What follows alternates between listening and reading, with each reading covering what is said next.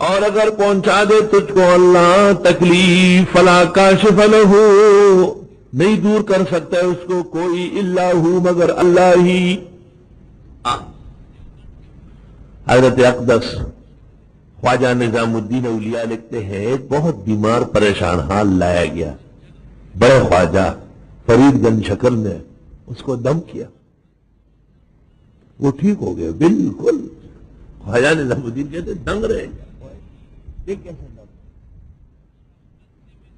خواجہ بڑے خواجہ سے پوچھا، شیخ تھے، حضرت جی کیا پڑھا آپ نے؟ بالکل ٹھیک ہو گیا۔ خدا کے 4 اسماء ہیں، یا شافی یا کافی یا عافی یا معافی، یہ پڑھ لے تو بس بیمار نے ٹھیک ہونا ہی ہے، بچ نہیں سکتا ہے۔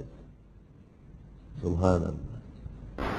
استغفار میں وہ مضمون بھی ذہن میں رکھا کرو کہ سب سے پہلے اللہ نے انفال میں کہا ہے کہ ان لوگوں پر عذاب اس لیے نہیں آ سکتا کہ یہ استغفار کرتے، تو یہ تکلیف، بیماری، رنج اور غم، صدمے اور الم، مالی اور اولادی، خاندانی اور انفرادی بیماریاں، یہ سب کے سب عذاب کی قسمیں ہیں۔ تو استغفار کرتے ہوئے کہو کہ اللہ آپ نے تو کہا ہے اور آپ کا کہنا برحق ہے اور سچ ہے، انشاءاللہ فائدہ ہوگا۔